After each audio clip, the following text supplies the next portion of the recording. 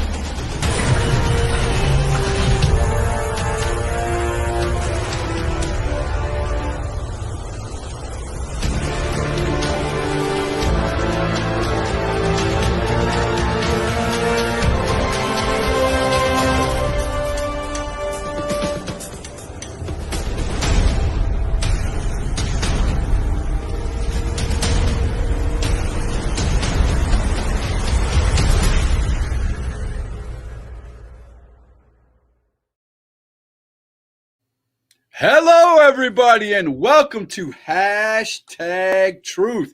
Tonight, we have the one, the only, the referee, Bobby Gardner. How you doing tonight, man?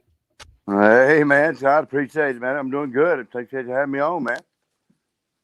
Hey, no problem. Without a doubt, man. Without a doubt. We are definitely going to have some good times tonight.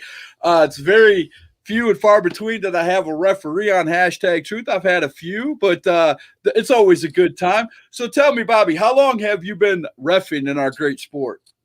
Going on 12 years now, sir. Started out, go ahead. Wow, that's a pretty long time, man. So that just give me a ballpark figure. About how many matches do you think you've reffed in 12 years?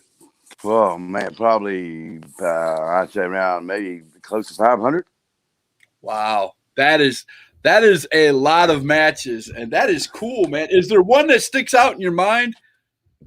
Excuse me? Is there any certain match that sticks out in your mind when we ask you about, refereeing and things like that, like your first one, or is there any one that if somebody were to come up and go, "Oh, you're a referee, tell me about it." What's the first match you tell people about? Right. I don't know, probably the first one, I guess, because I was actually just at the show helping out doing the ring setup and that type of thing for Pure Pro Wrestling. And Jimmy Love at the time had two referees supposedly on the way, and he walks up to me out of the blue and says, "Take his credit card in and get a pair of pants and a referee shirt." And I said, "For who?" And he said, "For you." And I said, "No, man, I don't think I'll be able to do it." He said, "Man, your knowledge of wrestling and your just your overall attitude and just your outgoing presence, the way you'll be fine, man." He said, "Just pay attention to what's in the ropes. Outside the ropes, don't worry about it." So got in there and got out. Did the first match. Got out of there. Went back through the curtain, and he said, "Man, what the hell you doing back here?" I said, "Man, I thought it was just one match." He said, "No, brother, you got 6 more. Get on back out there." And, I said, "Wow, no, man. I didn't sign up for this." And he said, "Come on, brother, you can't leave me in the dark now, man." So right. You already got out there. You got your feet wet. You might as well get in the deep water, right? Yeah, but he didn't mention no other. He didn't mention no other 6 matches. So, but it's all good. And from that point on, he said all the guys that was working the show and everything went in the back after the show, and everybody was, "Hey, man, how long you been doing this?" And I said, "Man, that was my first, that first match of the shows." Right. And they said, "Man, we couldn't tell it, man. You were spot on and didn't get away. You was where you're supposed to be, all the way across the board." I said, "Well, thanks, guys." So, and it just seemed to become natural after that. like that. I love stories like that where you come, you don't expect anything. You're going to a wrestling show to basically be a fan. Next thing you know, you're a referee for 7 matches. I couldn't hear you, sir. It broke up again. I'm sorry. No, you're good. I said it's amazing when you show up as a fan. Next thing you know, you're refereeing 7 matches. Right. And I mean, it's kind of, a culture shock. Coach, I've been watching wrestling, obviously, since I was old enough to be able to watch it on TV. Been a big fan, from day one, and knew a lot about it. But, from a fan side, but to get in there and, I've officiated baseball games, high school football games, and baseball and that type of thing. But this was a whole completely different ball of wax. You know what I'm saying? So, right. So how long did it take you to become comfortable in the ring? I mean, those 7 matches you had to be nervous as all get up for those first, 6 or 7. Yeah, I was. To be honest with you, I was pretty nervous. And then I don't know, maybe probably about 10 shows maybe in or something like that. I started to feel like that I was wasn't a newbie or didn't feel out of place. In other words, Right. So how long did it take you to lose the nervousness of reffing? Man, about how many matches? I'm sorry, this thing was come out of the end of there. Say one more time, sir. I'm sorry. I apologize. Oh, you're good. How many matches did it take you to get rid of the nervousness of being a referee? Man, I still get nervous today. I mean, it's just because you want to go out there and do your absolute best every time out. You don't want to be basically the jackass, I guess, to say that, what I'm saying, to get out there and screw something up. So, you know what I mean? I get nervous every time out because I'm a perfectionist and I like to do everything I do, and give it 110% and do it the right way and not, so with that, That's all of us, man. I couldn't tell you the number of times I do things over and over and over and over again because I'm my own worst critic. I'll tell you, without a doubt. You're having a lot of problems with that phone, boy. I'll tell you. This thing, man.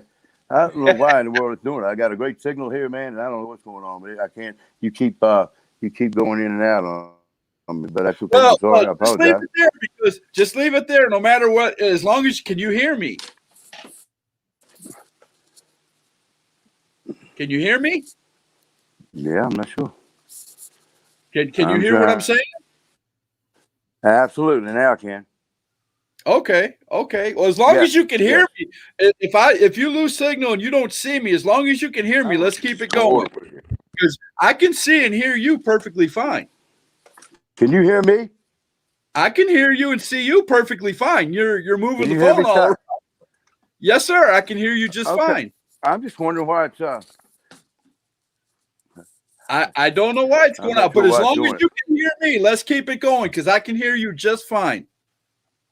As long as you can hear me, we'll keep it going and you can hear my voice. But I'm going to go ahead, man. There's a lot of people talking. I want to say hi to everybody, and everybody wants to say hi. FGS Redneck said, howdy, Scott. Doing? Chuck Winchester said, ooh, nice thing. Yes, Chuck Winchester changed my theme up a little bit at the beginning of the show. James Keeper said, what's up, brother? Johnny Bose says, best ref to be in the ring as I have seen in person. Cool. That's all I got. Jamie Howell said, you need all the help you can get, Scott. Yeah, well, it wouldn't be hashtag truth if we didn't have some kind of error in some way, either audio or video. So it's nobody's fault. Irvin Legend. I love Irvin Legend. Bobby, what's up, bro? My favorite ref. Ain't seen you since we worked Pure Pro. Thanks, sir. Appreciate it. Thank you, brother. Thanks for the compliment. James Kiefer wants to know, what would be your dream match to ref? Wow, that's a tough. Wow, that's tough there. Oh man, you had to give me a minute on that one, brother. You know what I mean? It's a lot. I mean, to pick that ultimate match like that, it would take me a minute to because I got so many that I'd like to do. Okay, well, I'll give you a little bit. We'll come back to that later on in the show. Yes, sir. Johnny Bow says, we're watching you on YouTube TV 65-inch screen. Well, man, I'm telling you, I probably look uglier all blown up on a 65-inch TV, but thank you, man. I appreciate it. Yeah, no doubt. My head probably twice as big as it is on this. Bobby Gardner is the best at ALW and Pure Pro, said Johnny Bowes. Thank you, brother. Thank you, man. Appreciate it. I try. He said, you are the best. Sarah said, what's up, Scott Larson's evil twin brother? No, I'm not being the evil Scott Larson tonight. I'm being #true Scott Larson. So outside of the show, he's being nice tonight, folks. Oh, yeah, definitely. Gotta be the hashtag Scott Larson tonight. Hey, Bobby Gardner, said Amy Orr. Hey, Amy. Too bad I don't have to beat your husband up. Johnny Bowes said, Bobby, leave that phone alone. I ain't touching it. Look, I'm hands-free. Manny Mack of XWW says, hey, guys, how's it going? Well, it's going fine, man. Welcome to the show, man. Sarah says, is this thing on? Yeah, we're doing. You tell me, honey. You tell me. Hello to Scott Larson's evil twin. She keeps wanting to call me the evil twin brother. You'll get the evil twin brother after the show, Sarah. I promise. Marie Farmer wants you to tell the story about the time at SOM. Yeah, I guess she's talking about when the first time that Punky had me down. Ricky had me down. I'm standing there opening the show. I'm standing there, at the curtain, getting my head right and doing, loosening my neck, pouring water on my head. And I feel a tap on my shoulder. So, I'm trying in the zone. So I lean back instead of turning around looking. I just lean back. And I hear, breathing right here beside my ear. And it's Ricky. And he says, hey, brother, I know you're getting ready to be busy and everything, but can I borrow your hairbrush? And I don't have any damn hair. And he said, go kill it, man. Go kill it. Oh, my God. He is a jokester to have, ain't he? Yes, sir, man. I'm going to tell you what, that gentleman there is I can see why he's a Hall of Famer. Obviously, it's no secret why the man's a Hall of Famer, but right? To be out of the business or, not to be active, which they still are in a certain extent, but I don't think you'll find anybody out there right now that's giving any wrestlers a push the way that Ricky Morton is. And I'm going to say thank you, Ricky Morton, for all the work you do at school. Right, without a doubt, man. I'll tell you, I'm going to turn the big 5-0 in April, and if I could do half the things that Ricky could do, wow, it'd be. And he's over 60, and he's still wrestling. That's amazing. Mm-hmm. That is simply amazing. Johnny Bose says, "Thank you for the job you do, sir." I appreciate it. I appreciate it, brother. What do you say? 69 inches. Oh, Chuck, my producer, says Scott Larson in 65 inches. Now that is something to invest in. Man, that sounds like it ought to have some X's behind it. Right? That doesn't sound good, does it? And if Chuck has anything to do with it, it's liable too. That's true too, without a doubt. He's crazy. Amy Orr says, how you doing, Bobby Gardner? I'm doing good, Amy. How are you? Like I said earlier, I hate that your husband was a ref with me over at ALW and been giving me a little trouble here lately. Again, keep putting him threats out there. I might have to put a couple knots on his head. I like that. See, that's what I'm talking about. Call people out on #truth. I love that. Sarah Chambers says, sorry, my phone is not updating. That's why she keeps putting the evil twin brother thing up there. She's not seeing it on the screen. So, all right, Sarah, let it catch up. No doubt. Yeah, her phone's being the evil twin. Yeah, it is. There you go. I like that. Yes, I like that. Yes, sir. Yes, sir. He said it's bad. He's got to beat Jason Orr up. Well, I mean, my dad always said, a hard head will make a soft butt. So, right. I hope it ain't too soft because that can't be kind of strange if I be beating on him. I don't know softy, Right. Without a doubt. Well, we're going to go ahead and we're going to go and do our first commercial break. And when we come out, Sarah Chambers has a good question for you, and I can't wait to ask it. So we'll be right back after this quick message from Titan about Dr. Tom Pritchard do a seminar. You don't want to miss this one.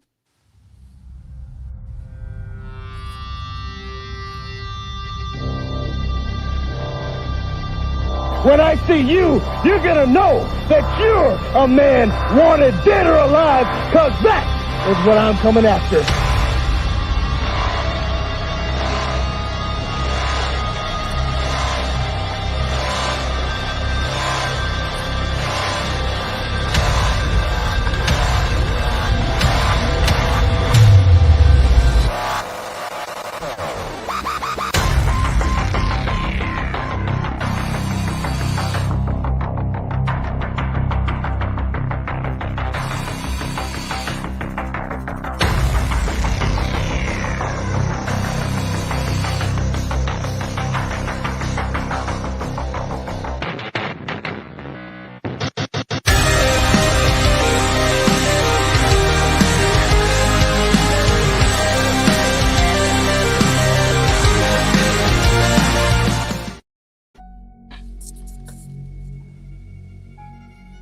October 19th, 2019 is when all this started. Nathan Cross, me and you have a lot of history, and we have a lot of catching up to do. Wrestling with Purpose had a 6-man elimination match for the #1 contendership for the Wrestling with Purpose Cruiserweight Championship. I had Lucky Ali in my grasp, and you had to be the coward and attack me from behind, if you need a reminder of how this started. Nathan Cross, I think we finally found the first chapter for me and you. Because the third week of February 19th to be exact, Titan Wrestling here in Lincolnton, North Carolina, is finally putting this match together. Nathan Cross, I have been waiting a full year for this. And let me tell you, when you walk through those doors, and me and you finally square up, without your partner, without your manager, just me and you, let me tell you, this will be the end of you. This will be the end of your perfect wrestling career. Because I am walking out with the 1, 2, 3. I'm bringing you hell. And I am kicking your ass.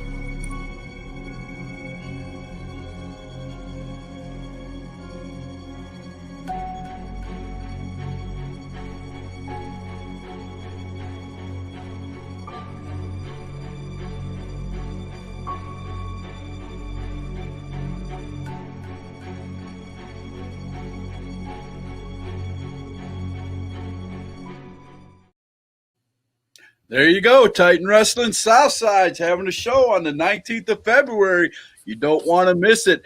That right there could be the feud of the year. Nathan Cross and the creepy one, Max Carnage. Bobby Gardner, let's get back to talking to you, sir. Sarah Chambers had a question for you. I told you just before the break. She asked, over the years, what is the one thing you have seen change in the business? Over the years for the change in business.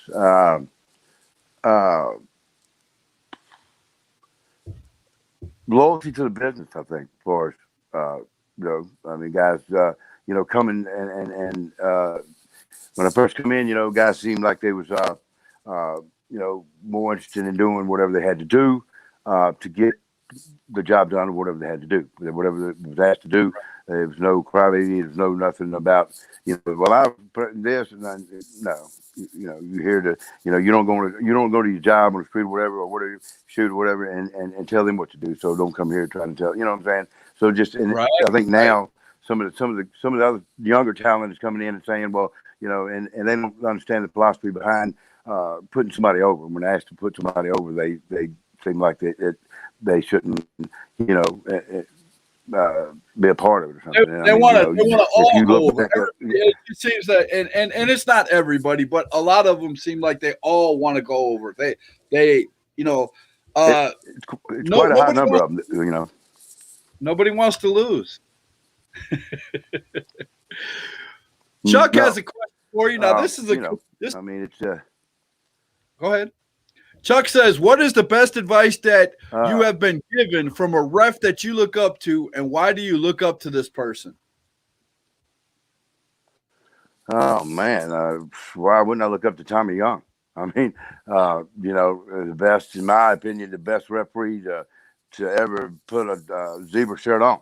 Right. No disrespect to Earl Hebner and Nick Patrick and all those, but I'm just saying, as far as Tommy Young and me, noticing the referee in matches, and I love the spots to where, back when Flair would get up and be mad and push him, and Tommy would absolutely just come back and quick him back, and shit like that. And Right. and he was always wanting to know that, and you could know. It's kind of like what I try to put myself on. That I'm going to come out there, and I have no interest in the match whatsoever for doing the match and calling it straight down the middle. And I think that's kind of philosophy, and that's where Tommy. I met him one time at down at it was at it's Winston-Salem, I think Raffle Cave, and they had they was roasting Jim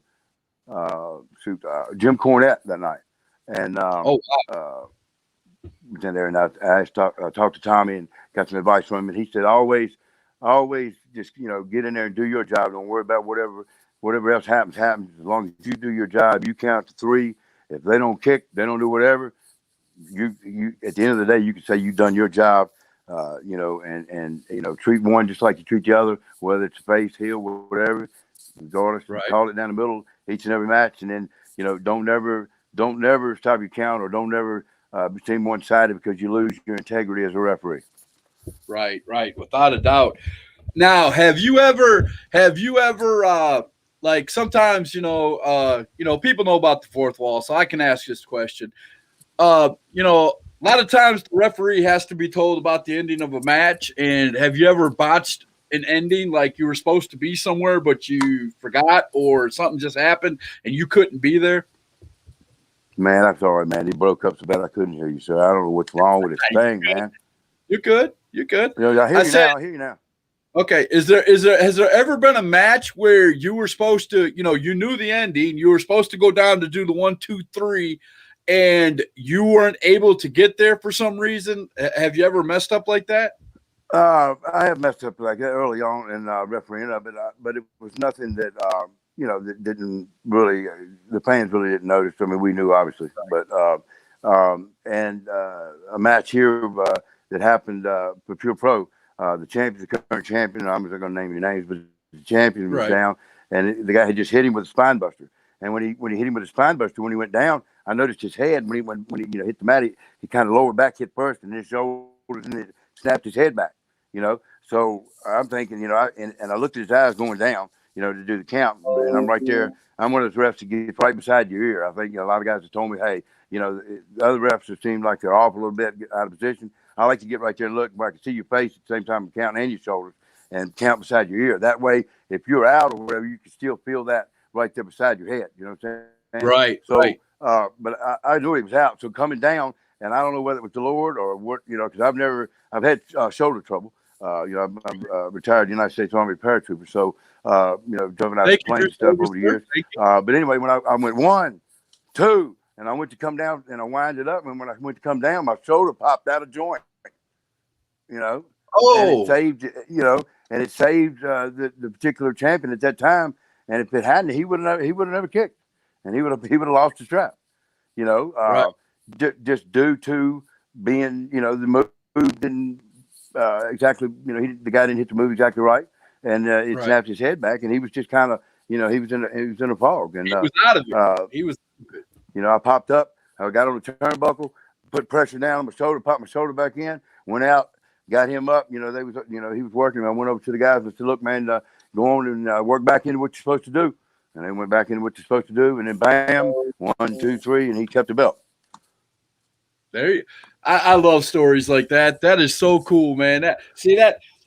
Like you said, man, God had a purpose, and he knew that wasn't the ending. So as soon as you brought that arm up, that night evidently that night the Lord was pulling for that particular champion. Let's say that.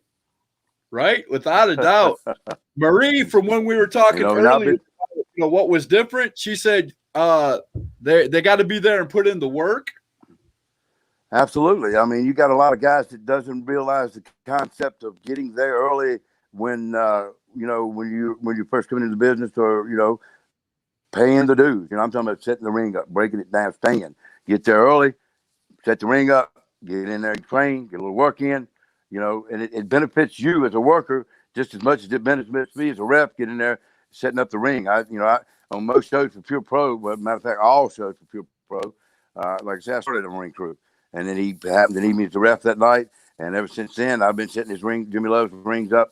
And I can say with most confidence that nobody has ever been hurt in a ring that I've set up or had anything to do with setting up. I pride myself in safety and making sure things I double, triple, and quadruple check stuff. That's just me. I guess you'd say I got OCD, but I'm just saying I wouldn't want anybody to get in there and put something half-ass up. And so a lot of guys got a lot of respect for me as far as number one, setting the ring up that they know that they can get in there and they can perform, give 110% and not get hurt. Right. Without a doubt, man. Anyway. I have respect for anybody that comes in and puts up a ring, tears it down, checks it in between matches, anything like that. When a ref comes out, everybody thinks it's funny when a ref comes out that they're just going through some motions. But you guys actually do check the ring corners to make sure they're safe, and yes, sir. And pull on the ropes to make sure they're tight enough. And people don't see the small things that happen in wrestling, and that's one of the things that referees do. Well, I've got with the workers after one thing I learned too. I said, well, look, y'all guys mind hit me with some clotheslines and different moves. That way. That way I can, suplexes and body slam. I've experienced everything that those guys go through every week. So if I'm in there with them, I kind of want to know what it's like to be in there in case I've ever been called on for a spot, whatever. But at the same time, a lot of the fans don't see that for us, me getting in there, getting slammed and thrown into the turnbuckles and off the ropes and different things. Right. But it helps check the ring for safety, and who better to do it than the man setting it up with, one of the workers, So, there you go, without a doubt. Does it hurt? You're damn right it hurts. But yeah, without a doubt. We have wrestling every Saturday night at the Lucha Dome in Burlington, North Carolina this month. Future X is this Saturday night. Yes, it is. Are you going to be at Future X? Am I going to be there? Well, they asked me to be. Let's see. I'm going to take the camera here real quick, and I'm going to put it down here and watch this right here. Can you see that? Oh, looks like you got an injury. Got a knee. Blew a gasket on the old knee. So right now I'm nursing it. Last show I just did last Saturday night went down. I had planned on doing more matches than what I did. I got in there first couple matches. I did the Mason-Dixon line against what was Vice City. And then at some point during that match, my adrenaline's going too much. I didn't really pay attention to it during the match. And then after, when I was in the back, it was kind of like the knee said, "Hey, you remember me?" Right. So right. The adrenaline wore down, and then the adrenaline level went down, and the damn pain level went up. But I mean, I'm a tough SOB, like old Stone Cold said. So it takes a lot to.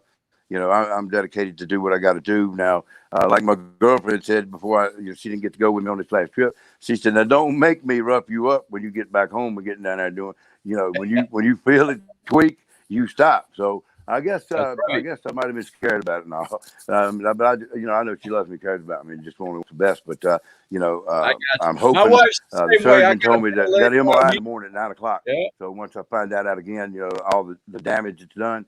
So I guess after tomorrow, I'll let you know there. I don't know which Bo's asked that, but y'all know if I can be there. Y'all know damn well I'll be there.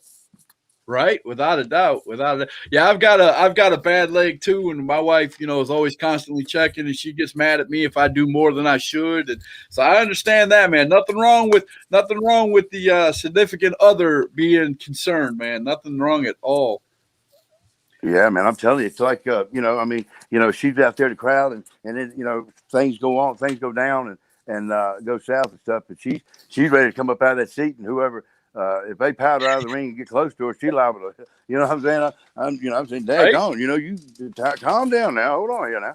Now that's the kind of fan I like sitting next to. I'm not going to lie to you, Bobby. I like sitting next to a fan that's like that. I'm just as Man, rowdy. my mother, I get right into my mother used to go to wrestling, and I would be embarrassed. You know, I was a young man, and I'd go with her to wrestling, and she's throwing drinks on wrestlers and throwing and cussing. You sorry, SOB, you know, you cheating, son of a. You know, and I'm thinking, Mom, she said, leave me alone, boy. You know, I'm having fun. You know, and I said, well, that's what it's all about, guys, baby. right? The poor bad guys, Huh? all the bad guys that come out, she was giving them hell, wasn't she? Yeah, you know, she threw it on Ric Flair one time, and I thought Ric Flair was gonna come over in the stand. You know, I said, "Whoa, man, you know, come on, Mama." You know, that's when you got to separate. You know, you got to separate stuff. You know, I mean, you know, you ain't involved in that, so you know, come on now. I don't want to have to go there and get you out of jail. Right, so, right. But yeah, I started. Go ahead. I've seen her throw stuff at the TV. Daddy said, I ain't buying no more TVs, woman. You break another screen, you just going to have to listen to it on the damn radio, woman. Hey, I'll tell you what, I do the same thing. I'm a diehard Redskins fan. I'm wearing the Brewers hat now. Football's over, so I had to switch to the baseball hat. I'm a diehard Brewers fan. I'm a New York Giants fan and a New York Giants fan and a Cleveland Indians baseball fan. There you go. There you go. Yeah, so I can understand. I yell at the screen, and my wife's constantly going, you do know they can't hear you, right? I don't care. Right. That's like the fans at the shows. Come on, man. Right. You know, turn around. Come on, man. Don't you know I ain't supposed to turn around? You know, right. You know, right now, anyway. You know, come on. I mean, you know, right. I mean, it's, I can appreciate you. I can appreciate you hollering at me and telling me something's going on behind my back for a minute, but I'm a little preoccupied at the moment. Somebody got me by the head of the shirt, you know, holding me. It ain't so damn easy to turn around, you know. Right. Well, speaking of haters, we're going to go to our second to last commercial break here, and we're going to go right to the Outlaw. So this is XCW. Say one more time, man. I'm sorry, man. This thing is popping in and out again. That gun feels so good. Wow, daggone it. Well, back by popular demand, the Outlaw this Valentine's Day will be at Excalibur Championship Wrestling. So now, no more games, no more BS. They told me I'll have to start at the bottom and work my way up. You know what? That just makes me feel bad for all these young pups and inexperienced fellers that I'm just gonna have to mow right through as I slowly climb my way back up to the top. But Jack Morgan, you may have pleaded your case and bought you some time, but time is running out. And speaking of running, your days of running are numbered, son, as I'm coming for you, and nobody gets away from me. And that's a promise. At Tough Love this Sunday at Excalibur Wrestling, I'm showing up and I'm showing out, and that's a promise. And I am a man of my word.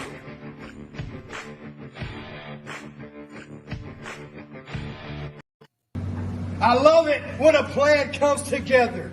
DOC, where you at? Black Society, where you at? High Profile, go get a waffle, son, because you ain't ready. We told you we were walking in and taking the tag team titles, and we did just that, now didn't we, chumps? So now, everybody's going to want a shot at the Kings. Tell them something, Ivan. So, there was a miscalculation on my part because you see, next week, no, we're not going to be able to make that. But what I can give you is the Valentine's Day gift of the century, of the millennial, of a lifetime. DOC, we're coming. We're coming hard, fast, and furious. And player, please bring your A game because we won't accept anything less. Let's go, guys.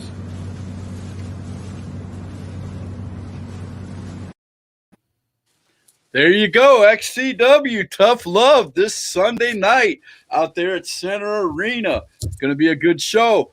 Now, Bobby, you have been refereeing for a long time. Let me ask you something, man. What would a Bobby Gardner today tell a Bobby Gardner that first night when you walked out as a referee? What would you tell that Bobby Gardner today? Oh, wow. Um, you saying the difference between the first time I walked out and the difference between then and today?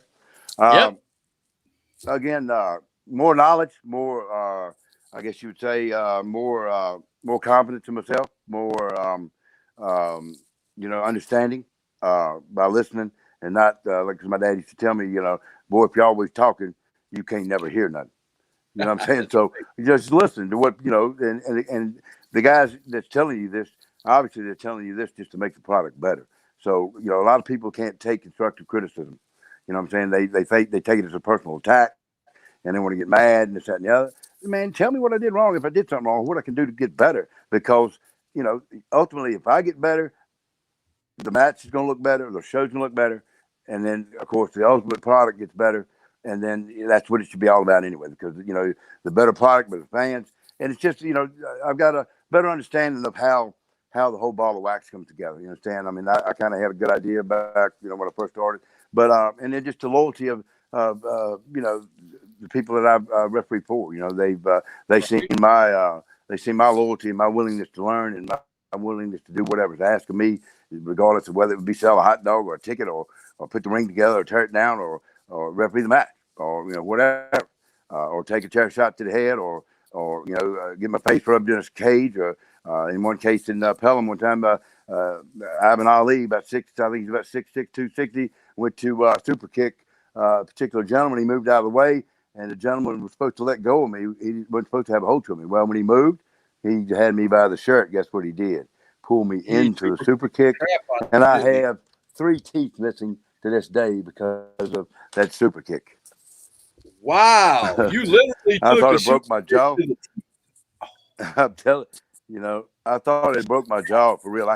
When it hit, I seen like the little, like the Roadrunner cartoons, where you get hit and the little birds flying over in your head and shit. That's what I felt like. But I'm down on the canvas and I'm holding it and I'm spitting and I'm going, and I keep looking and the blood's coming out and I took my tongue right in the front and I could feel them 3 teeth and I took my tongue and moved it a little bit and went, and then all 3 come out the palm of my hand. Oh, And I'm man. thinking, wow, man, I don't know if I signed up for this or not, but but I mean, things happen, They need to pay me so, double for this gig tonight, right?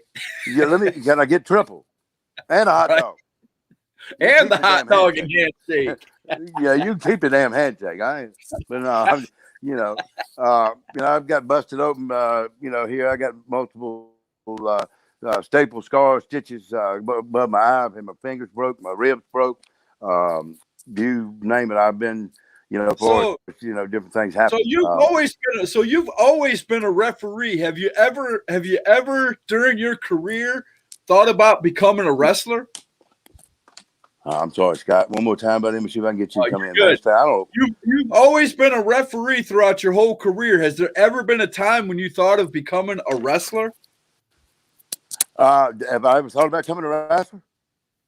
Is that what you said? Yep. Well, I've been asked a couple times to do some things, but I'm thinking that if I, was to go over and do some, a spot or something with a particular wrestler, maybe tag team or something, that it would take away me being a rep. You know what I'm saying? It would kind of be, you know what I mean? I just kind of, I don't mind doing spots that I'm asked to do obviously for the outcome of the matches and those things to, whether it be need me take it out for disqualification or whatever the case may be, somebody keep the belt, whatever. Yeah, I have no problem doing spots. Jimmy Love and Bruiser, BWF out of Appomattox, Virginia, or different ones I've worked for. They'll tell you. They come to me and they say, "Man, you about to bump in this ref? We know. I mean, you don't mind taking a bump tonight, do you?" Well, depends on what kind of bump it is. I mean, Right. Everybody, a man got like Clint Eastwood said in the movie, "Man got to have his limitations." That's right. I mean, but, That's right. again, if I can come out there as a referee and spend my time from 2:00 in the afternoon setting up for the show, getting things right, and not get out of there and stay until the last to the last piece of ring that's on the trailer, and not have a problem with it, then I feel the guys that's coming into the business ought to be able to invest their time into something, because if they didn't, if you don't go in there and help set up and get everything right, then you can't. I mean, you don't have a stage to perform on. So you know what I'm saying. So you got to be willing to just give. If I'm willing to give it all, and I'm just a ref, then you are, as a worker, you know, you ought to be able to come in there and do the same thing. Right, without a doubt, without a doubt. You know, well, I have to show this because everybody's starting to do this for some reason. I don't know why everybody's starting to hate on me. I really don't. But here you go. You got James Bruner said I'm a chump. Here's my boy Luke Christian, the lone wolf, the soon and up and coming champion at GPW. Richard said, man. Go ahead. Puppy. That's all right. Your phone will catch up. My dad said the outlaw is SpongeBob on a horse. Oh, wow. Okay. Good deal. All right. Daryl Hatley. Oh, yeah. Hey, there you go. What up, Daryl? What up, Daryl? Hey, brother. Done plenty of shows with him. Marie said, yes, they're wrestlers that back up from me. Not sure what I may do. Yeah, because I mean, you know, they think that you know, they think you got papers, lady. So they go, you know what I'm saying, you got certifiable crazy papers. You know what I'm saying? As far as when it comes to wrestling, I'm saying when it comes to wrestling, she's about like my mom. I mean, you know, she's in it. She's in it to win it. And if you beating up her favorite guy, especially her referee, she gonna try to get her some. Now, I'm telling you, I'm going to keep repeating it. I love sitting next to fans that are like that. That is so fun. That sometimes is more fun to watch than the wrestlers in the ring. I'm not going to lie to you. Absolutely. I mean, I've had a particular guy in Pelham, North Carolina. He said, I'm not making fun of him. I'm just still making a statement. The gentleman is a deaf mute, and he comes in and the way he communicates is, and that's just how he expresses himself. Well, he Sons of Salem, back when Sin Crawley and Rex Chapel was together, it was a popular tag team. If you're pro, you know, everybody. I mean, they had a tremendous following. You know what I'm saying? And he was one of them. And that particular night, things just happened to not go their way, and they lost. Well, he's jumping up on the daggone apron and grabbed me by the daggone referee shirt and everything else. I don't know, but I had to punch this man, you know, and I almost punched him. But I thought to myself, man, I'm not going to get no pops hitting no deaf mute. You know what I mean? You know what I mean? And he wasn't in that, you know, he wasn't, well, I'm just saying he wasn't actually in the ring. Of course, you know, he's been taught, you know, to somebody comes inside that square circle, your ass better have it tied on because you're getting ready to have it took off by somebody. And for work, and the way I see it is I'm in there to protect the workers. So if I see them before the workers go, I'm going to take them out. You know what I'm saying? And that's just, you know, you ought to have better sense to get your ass between the ropes anyway. Right. You know, but I've seen it happen. You know, seen it happen. Here's some more of my haters. Luke Fury said, get this man off my screen. He's talking about me.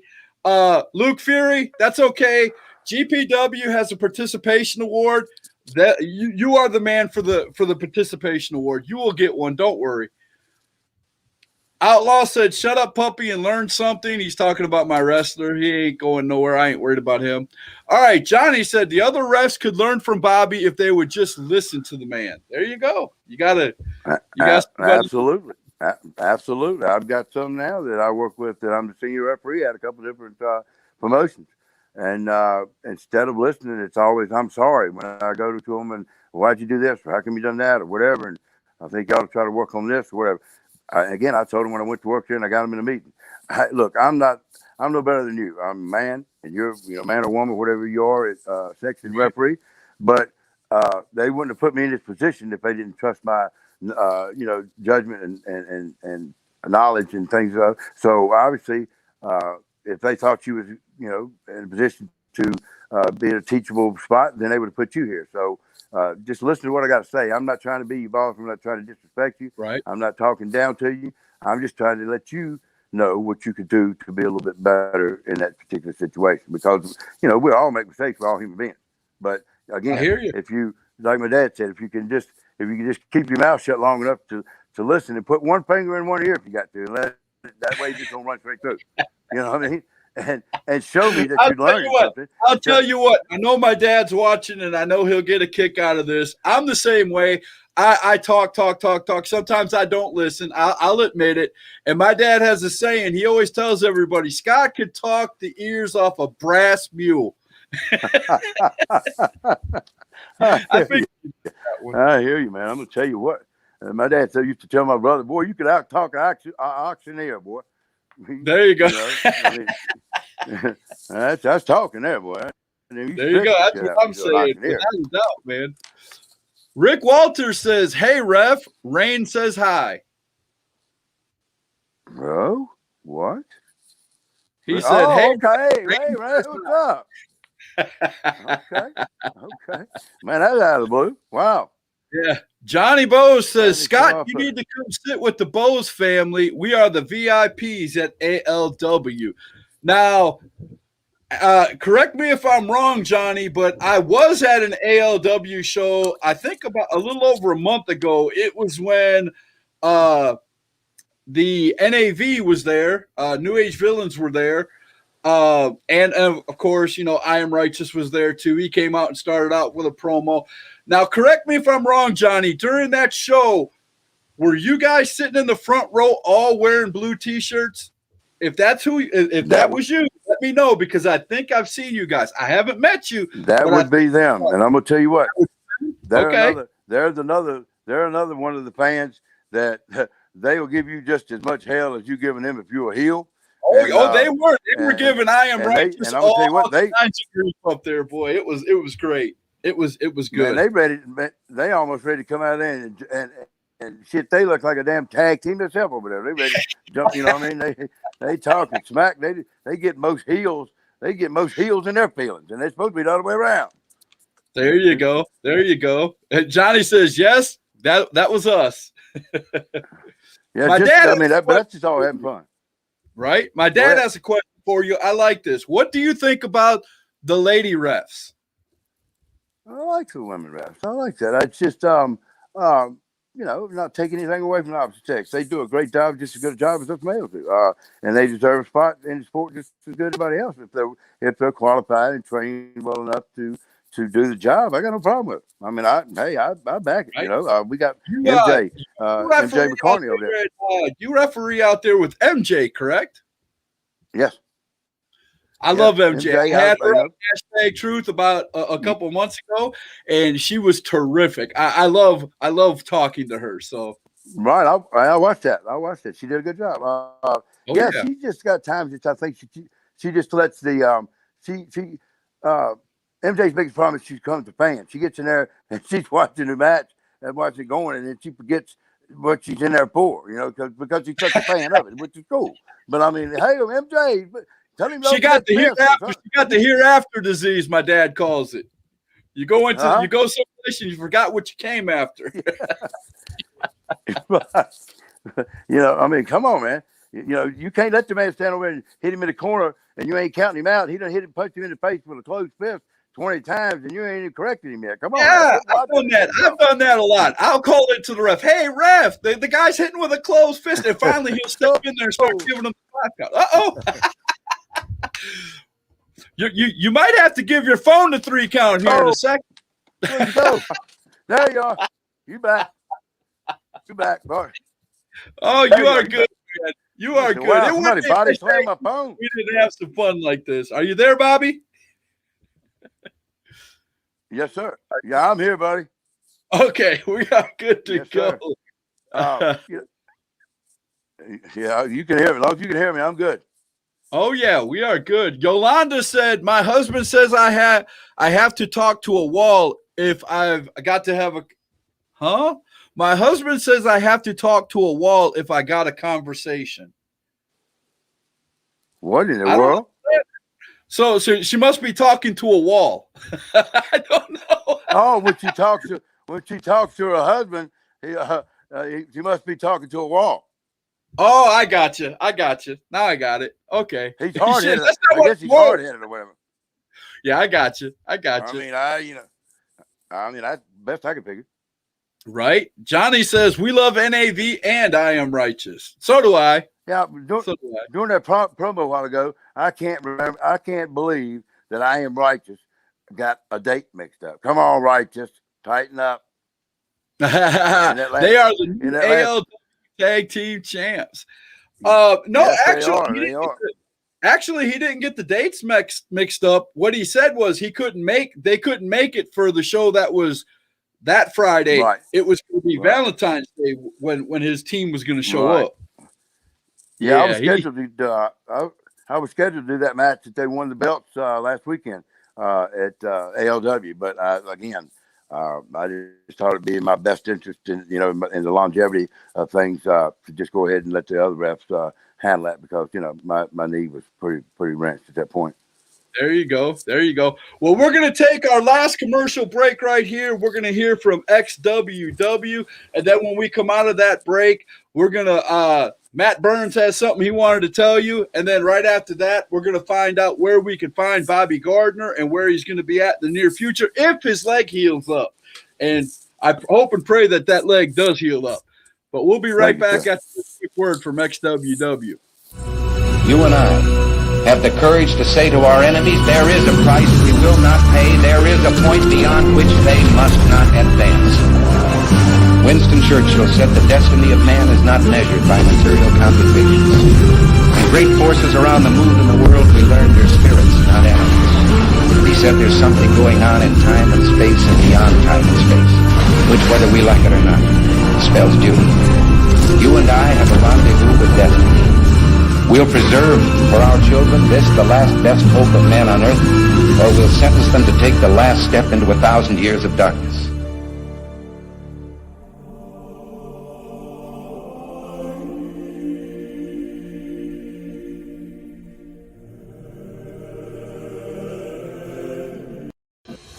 The time has come.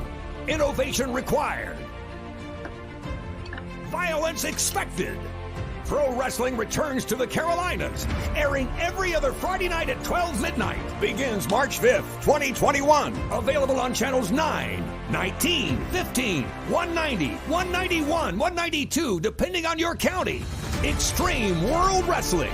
Innovation required. Violence expected. There we go. XWW. You don't want to miss their show in March. You definitely don't want to watch them on TV starting March the 5th. So, Bobby, where can we find you on social media if we're going to look you up? And where are you going to be in the future if your leg is healed? Social media, I'm on Twitter at BA Bobby Gardner. Facebook, of course, I got my regular page, Bobby Gardner, and I have one BA Bobby Gardner Facebook page. Coming up on the 20th, either way, I will be at these shows, regardless if I'm in action or not, whether refereeing. But if I'm there, you can damn well sure probably put a pretty good bet that I'll be in the ring. ALW on the 20th, we've got a big show coming up, Fight City. The name of the show, Fight City, on March 6th and March 20th, and April 10th and April 17th. ALW in Burlington, School of Morton on the 21st of February. They were tentatively supposed to be there in March 7th, School of Morton. Future X is coming up this weekend. Again, not sure if I can make Saturday, but then they run every week that ALW does not run on Saturday. ALW's main shows. And Future X is the smaller product of ALW, bringing into the younger talent and getting them singing and getting them some in-ring experience. So they run every other week at the Luchadome when ALW's not running. So look at Pure Pro Wrestling, looking to Jimmy Love, trying to get his organization back up and running. The pandemic's been hard on everybody, and it's you go to certain places and people just kind of frown at different things you do. Want to do. It's not that they don't support the business, but it's just some people are a little bit more lenient with things than others. So and you got to understand that because it's they're building or whatever. So but he's hoping to get Pure Pro Wrestling running back up pretty soon. Rick Walters just asked, when is Pure Pro going to be back? And I think you just answered this question. We hope to be back within. I was talking to Jimmy the other night. As a matter of fact, I stopped by his house on the way home from ALW from Burlington the other night, and I had a beverage. Not many, just a beverage. and I come on up Right. the road and sat there and spoke with him. He's trying to look at something in the next couple of weeks. He's supposed to hear back from the place we run in Pelham, North Carolina. They're supposed to have a meeting of board directors and get back with him about the possibility of us doing a show with limited fans and him broadcasting it or taping it and putting it on YouTube. So I hope There you that go. gets back I up and love running. that. I love that. When you put something out there for the fans, get us back involved, get us, invested again, and then start running shows and have us pay and do all that other stuff. That's a good thing, man. I really like when organizations do that. Matt Burns says referees don't get the credit they deserve sometimes. Trust me, a bad ref can ruin a great match. Yeah, you're right, man. You're exactly right. I mean, if you're in the wrong spot, if you're constantly in the way, again, I pride myself on never been trained. I've never been to a formal school. I went to, Jimmy Love threw me in the ring. I learned on the cuff, off the cuff. I listened to people. He sent me to Jimmy Love. He sent me to Jimmy Boogie's school up here in Charlottesville. There you go. Jimmy Vanian's wrestling camp. I got in the ring, did about 2 minutes of a match. Boogie stopped the match. I went over to Boogie. What did I do wrong, brother? Come here, brother. Come here, brother. So I went over there and he said, you didn't do a dang thing wrong, brother. He said, man, you showed me all I need to know in about 2 minutes, brother. How long you've been doing this? I said, about 6 months. He said, brother, you'd have pulled me. You could knock me over. You could have pulled me. I would think you'd done it 5 years or better, man. Come on out of the ring, man. Let me get my trainees in there. And I'm thinking, dang on, Boogie, thanks a lot, man. And he did. Him and his trainer both said, man, you got the skill set and you're always in position. You're not in the worker's way. Give people time to work in the corners without starting to count just right off the bat. And you have to give people time, because that's the reason. Obviously, they work them back into the corner because they're going to get in a little heat. You know what I mean? So with that being said, it's going to be, you have to, you just have to know where to be. And again, I'm not perfect. Sometimes I do get in the way, make a misjudgment of which way they're going, but it ain't too daggone many. You know what I'm saying? And I pride myself on that. Right? Without a doubt. Now, I've got to ask this, man. How many times, and I never want to see this happen. Don't get me wrong. I never want to see this happen. But how many times have you had to throw up the X sign for real? Not gimmick, but throw up the X sign because a wrestler legitimately got hurt? Twice. Pelham, North Carolina guy, Mike and Tommy Williams was working tag team against Thunder Salem. And it was set up to do, and the finish was coming up. He was supposed to baseball slide through one of Thunder Salem's legs. And when he went to do the baseball slide, his boot caught on the canvas and it broke both bones in the bottom of his leg.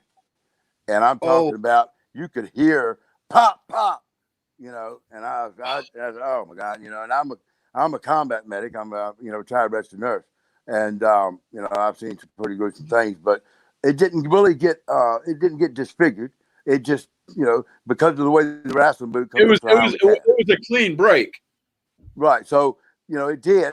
So I asked him, I got ready to throw the X up because I heard the pops, and then, and he said, you put that X up and stop his smet. And he said, you're going to have a broke leg. And I said, you can go. He said, man, the only thing I got to do is make it outside the ring, grab a chair, slide it into Mike. And I said, okay, long, you good, and this is all with me still moving. He's talking, and I give it to Tommy Williams, man. That's one tough SOB, man. He finished that match. He actually got out of the ring, slid a chair in, and finished the match. He got out he powdered out of the ring, went up underneath the ropes, powdered out, took about 5 steps, hobbled, got the chair from Jimmy Love's wife sitting at the door where she takes tickets, got that chair, the only chair, and then went back to the ring, slid it in there to Mike. Mike grabbed it, and then of course, the Son of Salem guy grabbed it from him, the thing it was, and he ends up hitting the other guy with it, and of course I see it, and then it's disqualification. Disqualification and the match. But wow, that is I love. Not that I wanted to hear about the man's leg getting broke. I didn't want to hear that part, but that is an amazing story. Right, and then in the last 2, let's see, I think it was 2 weeks ago, maybe no, 3 or 4 weeks ago. the young gentleman, and I'm trying to remember his name, and maybe one of the Bose guys, if they're still listening, could tell me the guy's name. But he's from up here in Leechburg. He's from Amherst. Chuck, man, what's his name? Anyway, I was in the back. I was done for the night. And next thing you know, I hear over the announcer says, ladies and gentlemen, it's this time we're going to have to ask you to step out into the front room until we get this injury figured out. And he done dislocated his elbow, in the ring. He was going to wrestle Cam Carter. And I just stood up immediately, of course, the nurse and me, and the referee type. So I just went running. I didn't have my shoes on, nothing, had my referee shirt, nothing on. Went sliding in the ring like I'm running to break up a match or something, it's fine. And go over there to it, and MJ's got him, and she's there white in the face from being disfigured, What's that say? Yeah, Johnny Chuck said Edwards. Chuck Edwards was his name. Thank you. Yeah, Chuck Edwards. Yeah, and I got in there. I said, "Look, dude," I said, "let me check your pulse and your hand because I want to make sure I don't want to make sure where it's dislocated. It has your blood circulation compromised. You see." So I checked his pulse, and I said, "I'm going to turn it. It's going to be a little uncomfortable, but I'm going to turn it. Man, I'm going to turn that thing a little bit. Pop, went right back in. Oh, wow, which is good. That's good, but and I had to tell MJ, and MJ didn't do anything wrong that night. But I tell people, if you're not medically trained and you don't know what's going on, throw the X up and let the proper people come. Just don't touch them. Don't compromise anybody's airway. Don't try to hold their head, their neck, or anything. Wait till the proper medical personnel that that's already been established before the show comes to the ring and let them do it. Hello, Linda Wages. How you doing? Welcome to #Truth. We're sitting here talking to a great referee and Bobby Gardner. He's telling us a story about a gentleman who popped his elbow out of socket. Man, that had to hurt. But it was so bad. It was literally had to clear the arena.